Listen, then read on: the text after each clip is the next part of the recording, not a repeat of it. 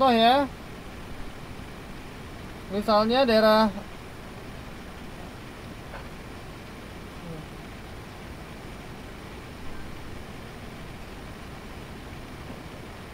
F titik F itu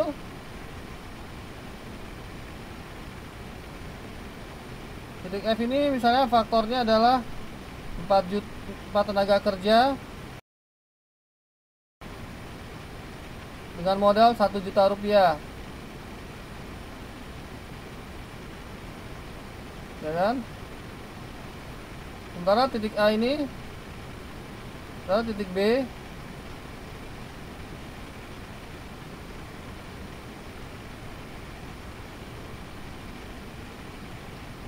dua tenaga kerja dengan modal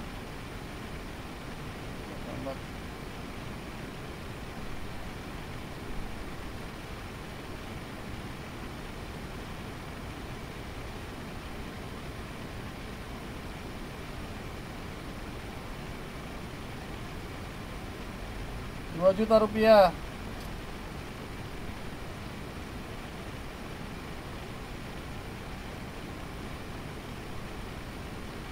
Ya.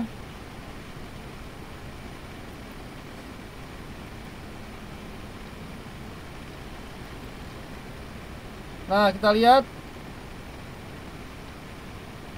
itu arsiran tidak mengaruhi ya. Itu saya hanya untuk menjelaskan, ngerti nggak? Paham ya? Saya menjelaskan bahwa di daerah sebelah kiri itu tidak mungkin. Oke? Kalau yang di buku itu kan hanya menjelaskan, dia menjelaskan sebelah kanan. Saya menjelaskan sebelah kiri. Nggak ada masalah itu ya. Paham nggak?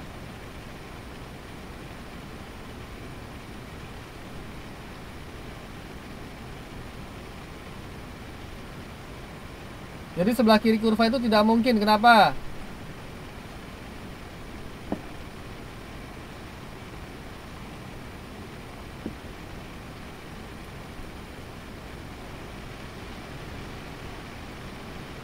Karena memang dia tidak cukup, duit ya. Faktor minusnya tidak cukup. Karena di sebelah kanan, sebelah sini ya,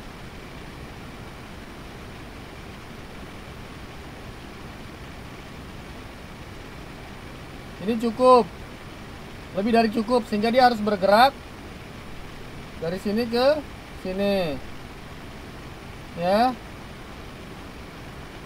Oke, paham ya sampai sini? Itu adalah tingkat output minimum, tingkat output optimum, sorry, ya.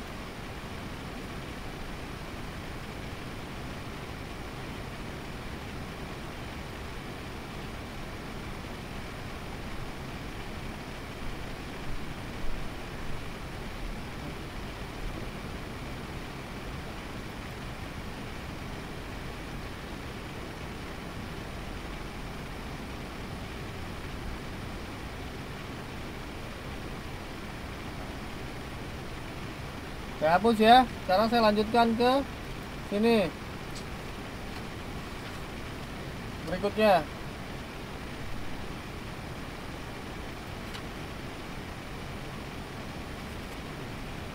Sekarang berikutnya adalah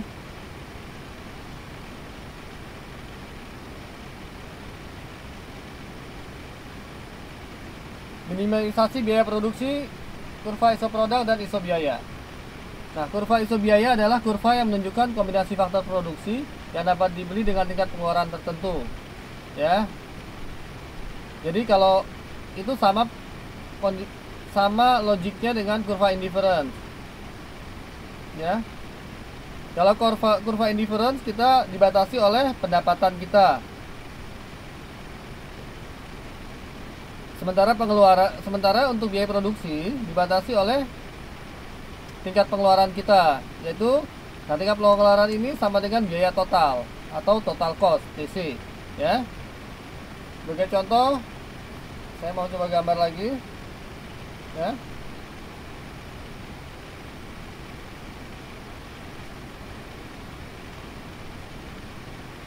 Nah, saya hapus dulu ya.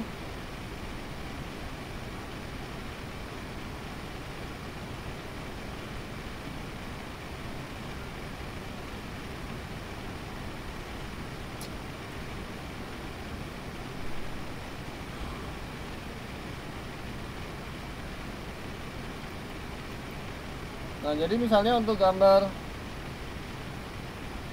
sebelah sini,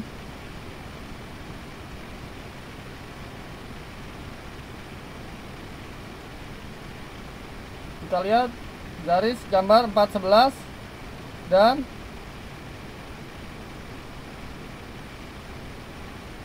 412 ya. Kita lihat di sini ada kurva pengeluaran ya, yaitu kurva-kurva ISO biaya. ISO itu artinya apa? ISO, coba jujuk Jue, apa maksudnya kurva ISO biaya? Saya sudah jelaskan tadi, kalau ada ISO depannya artinya apa? Coba Mbak Jue, jangan cuma komentar tentang baju.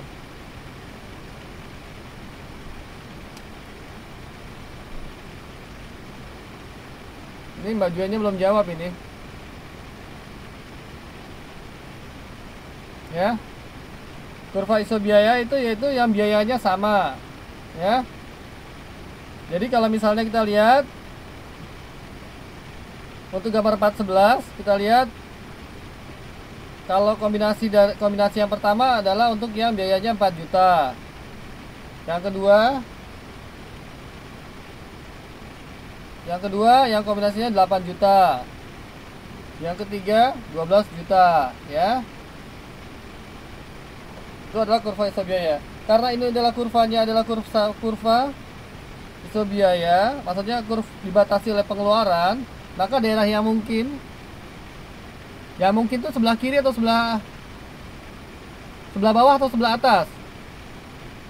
Yang Mbak Iis, ini yang mungkin untuk memproduksi bawah atau atas? Bawah ya. Kenapa di bawah? Karena secara logik sama seperti kemarin ya, kita nggak mungkin memproduksi di atas pengeluaran kita, di atas kemampuan kita ya.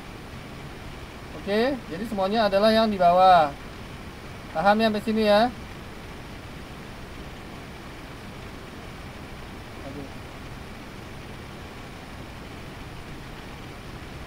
Ya, daerah bawah. Oke, kita lanjutkan. Karena sekarang kita punya kurva ISO biaya dan kurva ISO produk, maka kita bisa lihat dengan menggunakan dua kurva ini kita dapat melihat biaya minimisasi biaya produksi atau maksimisasi output ya. Kita lihat di sini.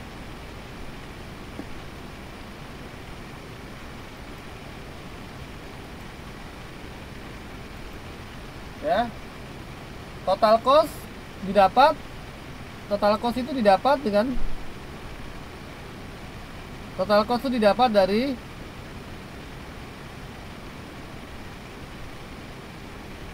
pembayaran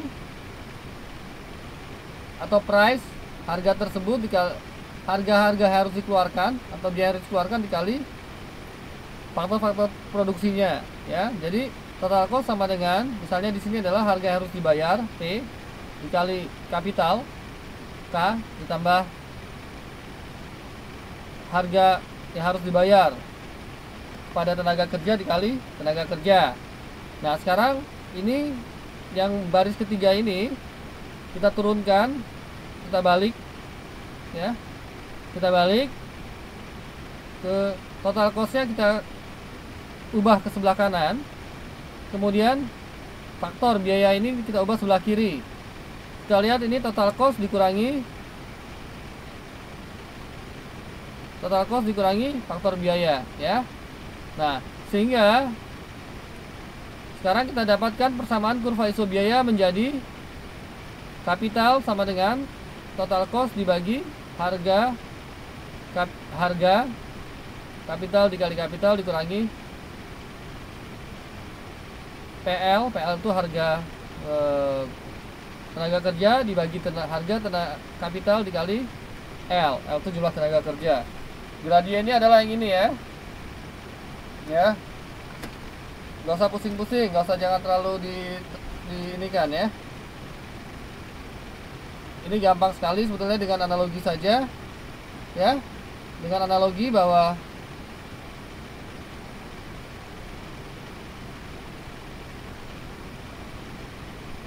dengan analogi, dengan logik sederhana aja kita bisa asumsi, bisa bayangkan bahwa total biaya adalah jumlah faktor produksi yang kita keluarkan, kita bayar dikali kombinasi faktor produksinya. Jadi sebagai contoh misalnya gini, misalnya kita punya ya 4 buah, misalnya kita ingin membuat 50 potong baju, ya. Nah, kita punya 50 potong baju, kita butuh modal 4 juta, ya. Dan tenaga kerja sama dengan 2, ya, 2 orang, ya. Misalnya harga tenaga kerjanya itu adalah sebesar, ya,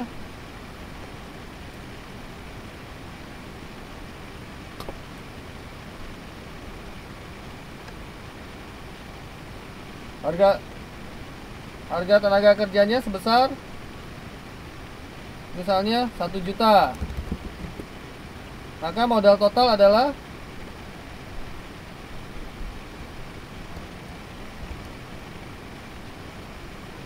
PK dikali K, anggap PK dikali K ditambah PL dikali L, ya. PK ini anggaplah sudah total lah, PK dikali K itu sama dengan 4 juta, ya. Berarti 4 juta ditambah PL nya itu 1 juta dikali 2, jadi berapa? 6 juta, ya, gitu. Itu pengertian total cost. Kemudian persamaan di bawahnya dia hanya membalik saja, ya, sehingga didapatkan persamaan seperti ini. Sampai sini paham nggak?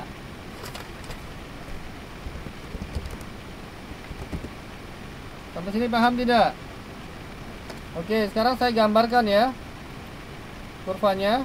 Titik optimal atau titik minimisasi biaya produksi itu tercapai pada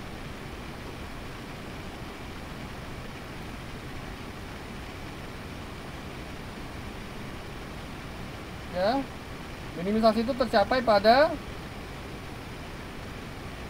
apa? Pada saat persinggungan antara kurva iso biaya, ya, dengan kurva iso produk, ya.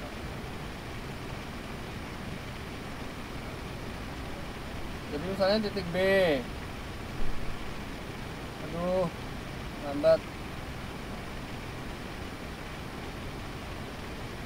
ini titik B, anggap aja ini titik B, ya.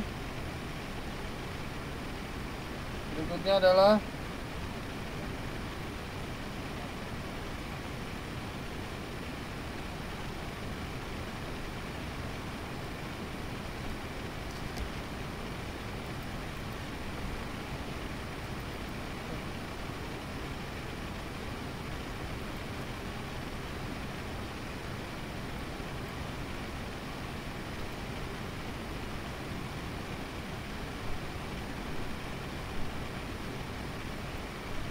ya.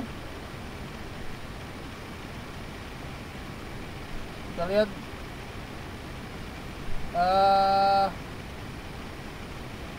susah banget ya.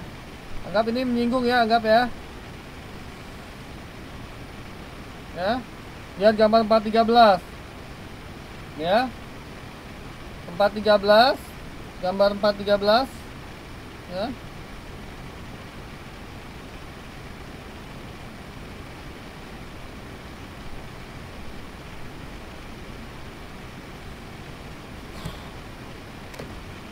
Mohon maaf ini jadi lambat karena direkam ya. Jadi lambat sekali nih. Gambar 413 ya. Kita lihat sekarang. kita lihat titik B, titik G, dan titik F adalah titik singgung, ya. B, G, dan F adalah titik singgung. Nah, itu adalah minimisasi biaya produksi, ya. Biaya produksi yang minimum. Oke, paham ya? Mengapa minimum? Kita lihat. Karena kalau kita lihat di atas, ya. Ini pada saat kurva biaya di sini, lihat ya, paham ya? Pada saat kurva biaya di sini,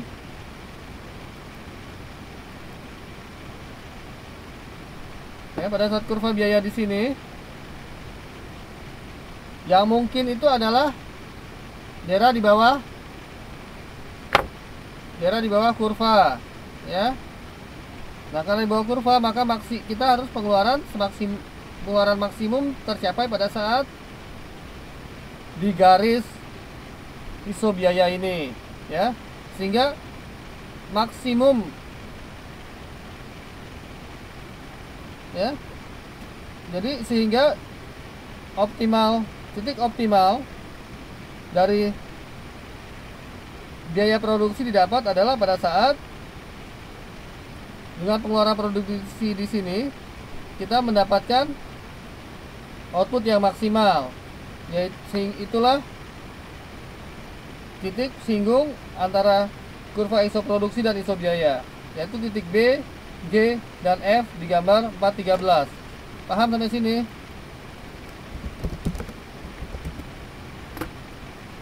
Paham nggak? Mbak Yusni?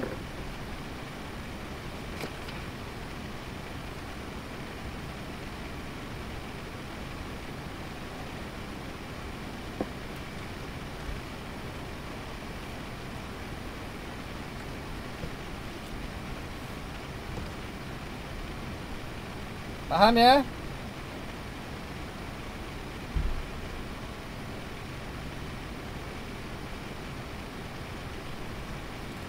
Yang lain?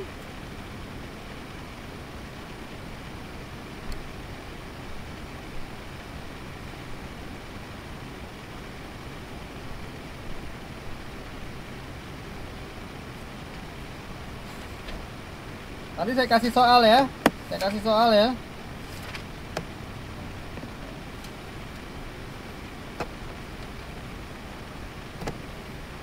Oke, sekarang kita kembali ke PowerPoint, ya. Kembali ke PowerPoint.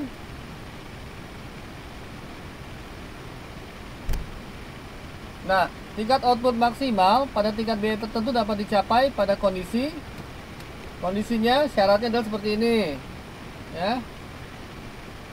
Marginal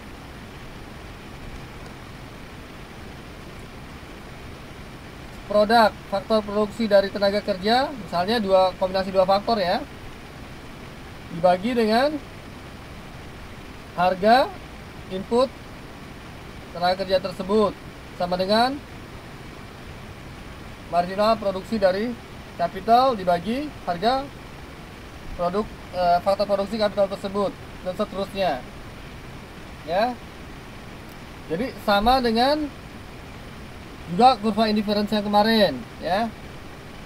Jadi kalau sama, jadi pembaginya adalah sama, marginal produk dibagi dengan harga produk tersebut, ya, harga faktor produksi tersebut, ya.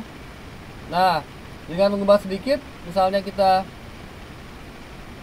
kombinasikan, misalnya dengan mengubah sedikit, misalnya kita hanya menggunakan dua buah faktor produksi, yaitu tenaga kerja dan kapital, maka formulanya atau rumusnya menjadi seperti ini, ya.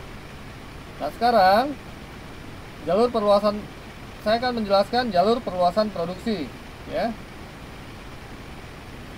Sebelumnya saya jelaskan dulu deh yang gambar 414 ya, gambar 414, ya. Coba jelaskan, mudah-mudahan bisa digambar. Oke, ya, coba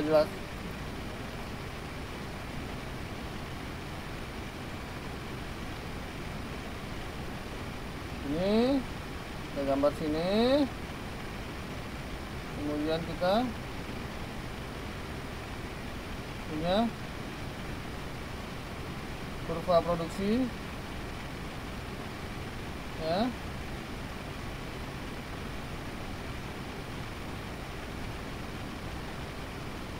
Kemudian kita punya garis.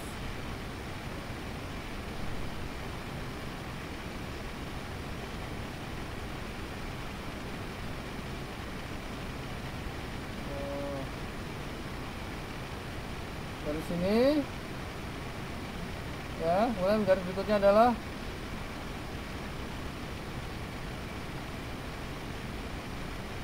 sorry ya, mohon maaf ya kalau garisnya miring-miring, karena nggak gampang juga ternyata di komputer menggambar. Ini adalah L, ini adalah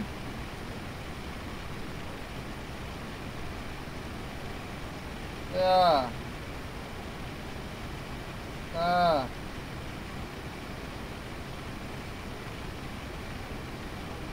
ya, kemudian ini kita L0,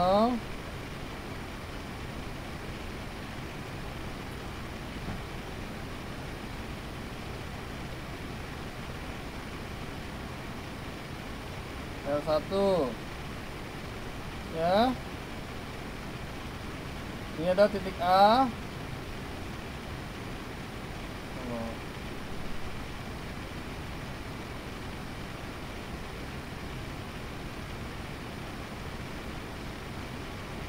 Titik A.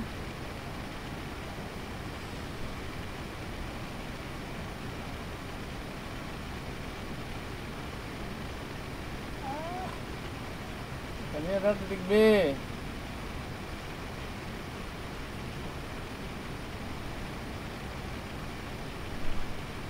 Oke. Jadi kita punya titik A dan titik B. Nah, kita lihat di sini kita punya kurva isoproduct yang sama, ya.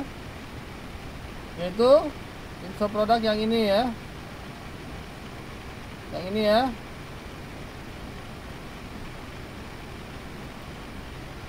Isoproduct yang ini adalah saya jadwalkan 1 jam ya, tapi kelihatannya saya sebetulnya jadwalnya setengah jam, tapi saya buat 1 jam ya. Jadi ini adalah karena kelihatannya banyak yang kurang paham ya, karena gambar grafiknya udah mulai rumit ya. Ini kita lihat, ini adalah kurva isokuan atau isoproduksi maksudnya, kurva isoproduksi, dan ini adalah isobiaya ya. Nah, kita lihat di gambar 4.14 ada 2 buah kurva isobiaya, yaitu kurva K0 yang K0 dan K1 ya, anggaplah ya. Kita lihat di sini kurva isobiayanya berubah ya. Misalnya yang pertama ini kan harga kapitalnya tinggi ya. Kurva yang pertama ini di titik A, di titik A ini misalnya sewa rumahnya tinggi ya. Ya. Ini Anggia Darman ada mau tanya apa ini?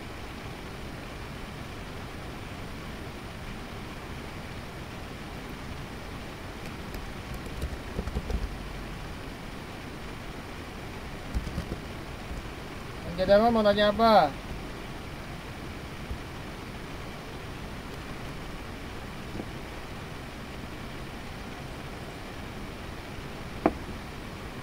Oh, kenapa tunjuk tangan tadi? Oke, ya. Kita lihat, misalnya di sini harga kelihatan ya, K-nya kan dia tinggi, sementara L-nya rendah, ya.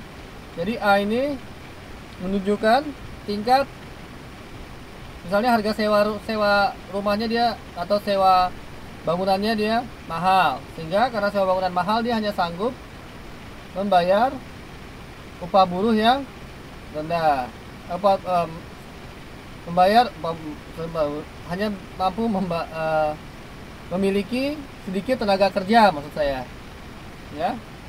Nah, sementara kurva B di sini harga sewa rumahnya tinggi, ya, kapitalnya rendah, maksud saya. Harga kapitalnya rendah, jadi dia mampu untuk memiliki tenaga kerja yang lebih banyak, ya.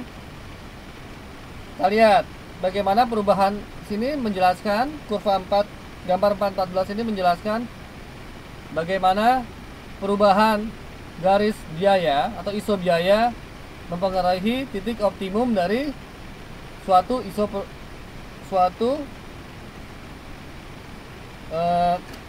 faktor kombinasi dari sebuah kurva ISO produk, ya. Kita lihat ya, sampai sini paham nggak? Paham tidak? Sampai sini.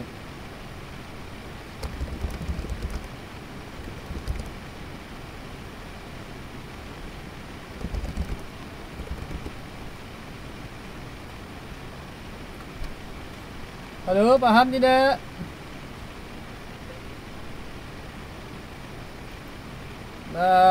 Siapa? Mbak Jue, ya Mbak Jue, paham?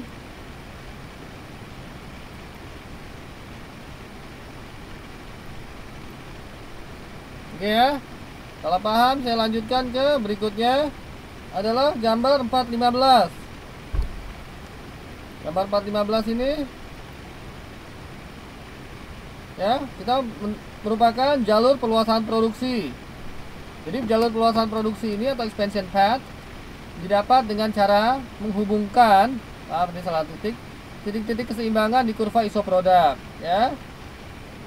Jadi kurva-kurva yang minimum ini, ya, titik optimumnya, ya. Nah, kita lihat jalur perluasan produksi ini menunjukkan biaya produksi jangka panjang, ya. Dia merupakan periode produksi dan biaya jangka panjang. Jadi misalnya di sini ada titik A aksen, B aksen, dan C aksen, ya.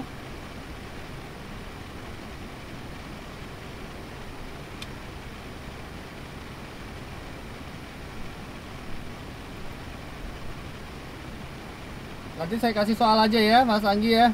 Nanti saya carikan soal, saya kasih soal saja lah, ya. Waktunya nggak cukup kelihatannya. Ini sudah 30 menit ini. Ya, kita lihat. Kita lihat sekarang gambar 415, ya. Di situ ada, saya gambar ya.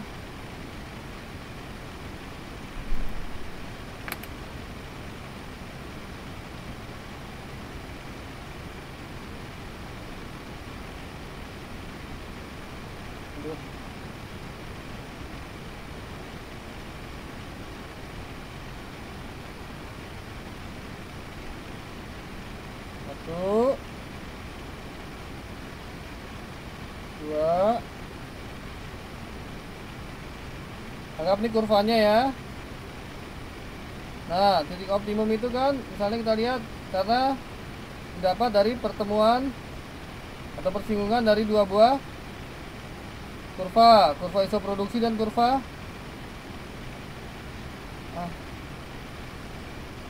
ISO kuan. Aduh, mohon maaf ini gambarnya kalau jelek, ya. Ya.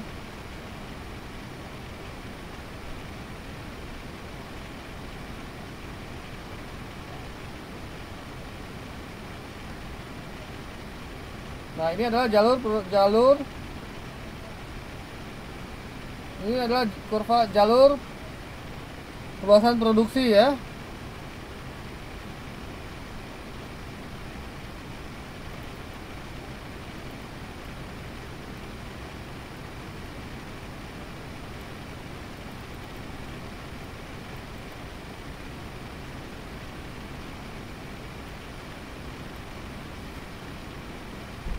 Nah, ini kita lihat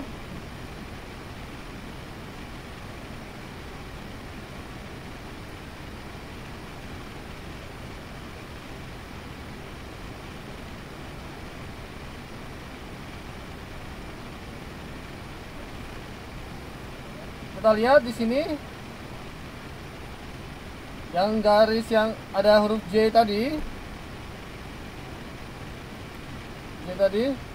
ya. Yang J ini merupakan jalur perluasan produksi. Nah, di sini akan menunjukkan biaya jangka panjang, ya. Jadi misalnya di titik sini adalah faktor produksi sama dengan 10, ya. Di titik yang ini faktor produksi sama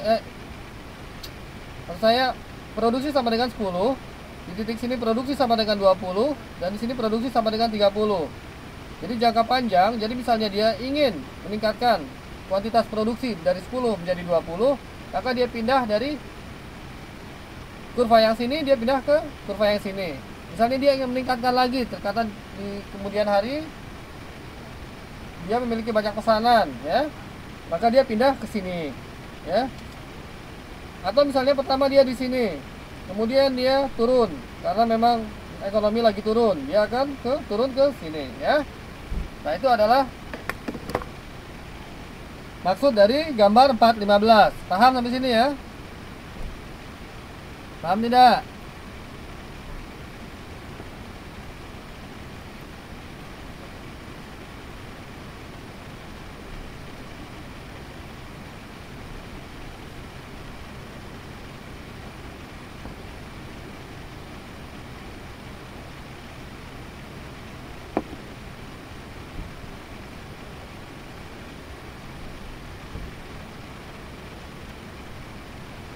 Ini ya saya ulang lagi lah. Ini sorry, mohon maaf kalau gambarnya jelek. Ini adalah kurva pertemuan ini adalah titik pertemuan antara kurva biaya dengan kurva isoproduksi. Ini juga kurva isoproduksi dengan isokuan. Lihat gambar 415, ya. Halaman 4.38, gambar 4.15.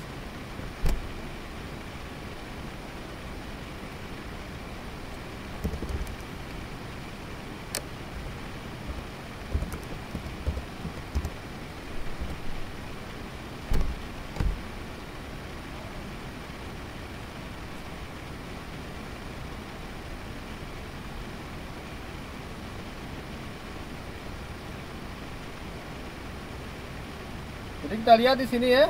Ini adalah garis. Nah, pertemuan titik-titik isoproduksi dengan isobiaya tadi, yaitu titik A, B, dan C, itu menunjukkan jalur expansion path atau jalur peluasan produksi. Dan ini merupakan adalah biaya jangka panjang. Saya ulangi lagi, misalnya titik A, di titik A sini adalah titik yang optimum untuk memproduksi 10 buah produk, ya, 10 produk. Kemudian ini optimum untuk 20 produk dan titik C adalah 30 produk. Jadi kalau supaya maksimum, supaya titiknya biayanya adalah minimum, ya, maka perusahaan itu dia akan bergerak sesuai dengan garis jalur perluasan produksi, ya. Misalnya dia pertama 10, ya, karena ternyata makin tinggi, pesanan makin tinggi, dia pindah ke sini. Untuk 20 maka dia akan di titik sini, 30 dan titik sini, ya. Begitu juga kalau ternyata dia menurun, misalnya di C sini dia memiliki 30, ya, dia sudah memproduksi sebanyak 30. Ternyata ekonomi krisis, dia turun hanya produksi 20, ya, seperti ini, ya. Oke, paham, ya, kurva ini, ya. Kalau nggak paham, udah saya jelaskan 2 kali. Kalau nggak paham, baca lagi aja, ya.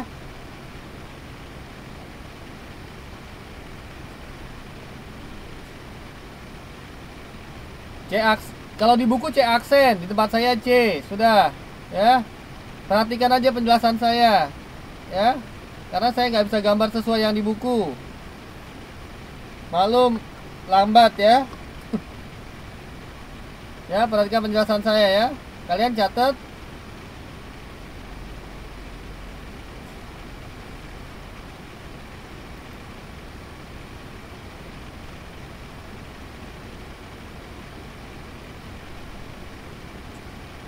Sekarang saya akan menjelaskan biaya produksi jangka panjang. Ini siapa ini Jue ya? Belajar serius ya.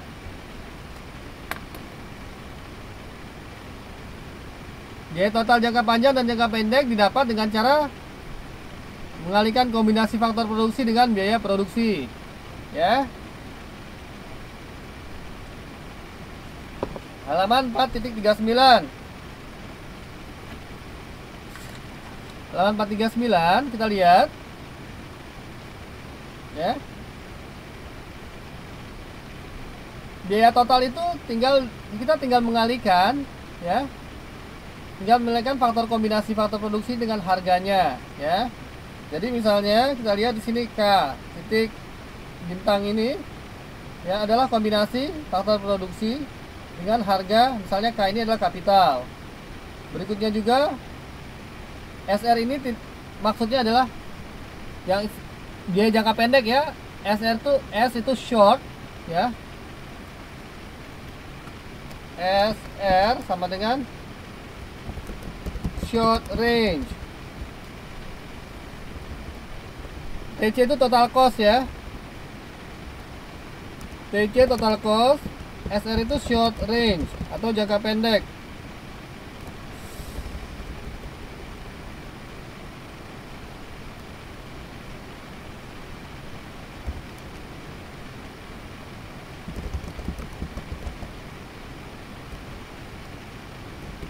Ya. LR sama dengan long range atau jangka panjang ya.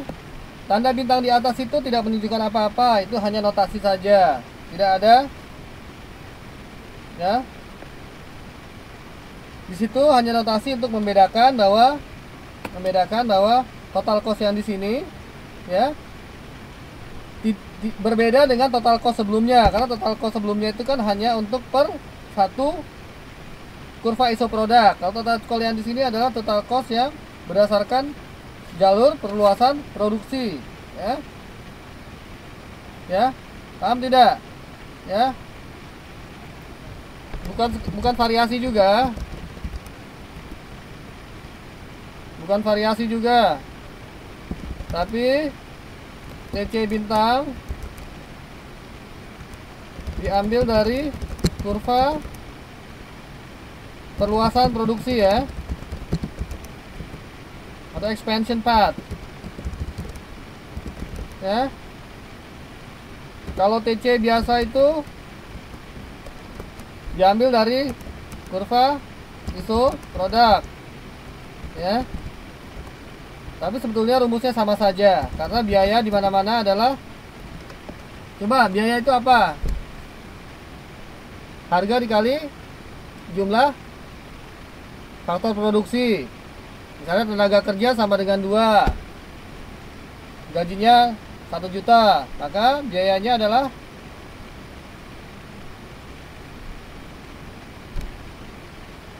Rp2 juta ya, betul ya. Oke, itu biaya jangka panjang sama jangka pendek ini sama di sini rumusnya ya.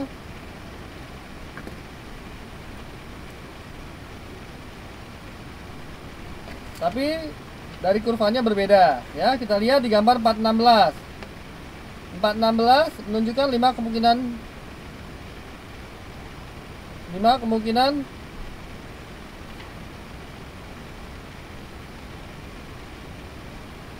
besaran pabrik.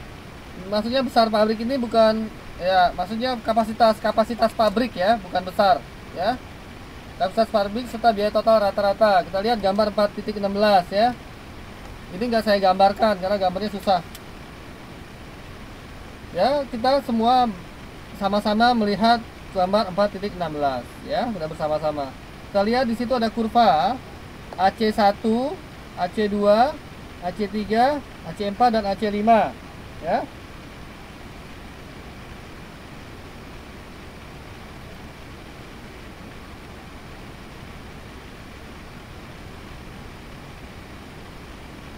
Ya. AC1, AC2, AC3, AC4 dan AC5 itu adalah titik perpotongan antara masing-masing average cost dari tingkat output tertentu ya, perpotongan tersebut ya.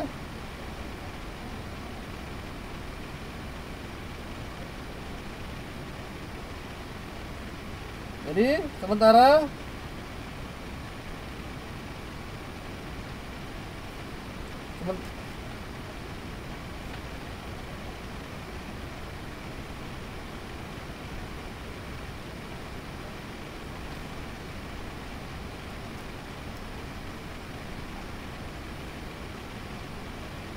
jadi perpotongan antara titik AC yang satu dengan AC yang lain. Oke ya. Kita lihat gambar 416, titik-titik potong antara AC 1, AC2, AC3, AC1 dengan AC2, misalnya AC2 dengan AC3, AC3 dengan AC4, dan AC4 dan AC5. Nah, titik-titik potong tersebut menunjukkan tingkat-tingkat output di mana perusahaan mengubah skala pabrik agar diperoleh biaya rata-rata lebih rendah. Kita lihat ya. AC1 itu pada saat dia kalau kita lihat kurva yang kecil-kecil ya di gambar 4.16, kita lihat ada AC1 itu akan naik ke atas ya. AC1 naik ke atas. Nah, pada saat dia naik ke atas, maka dia sudah tidak efisien. Ya.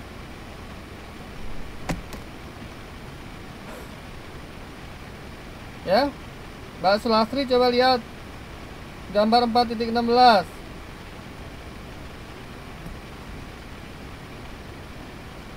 Udah dilihat belum gambar 4.16?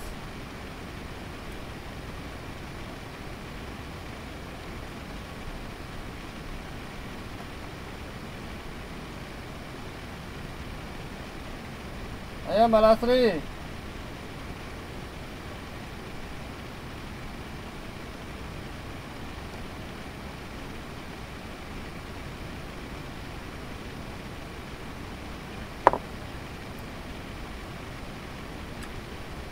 Baca di 440 bagian atas ya. Paragraf pertama ya. Ya. 440 maksud saya 440 bagian paragraf pertama. Sekarang kita lihat aja yuk, sama-sama kita lihat kurva AC1 dan AC2. Kita lihat kurva AC1 itu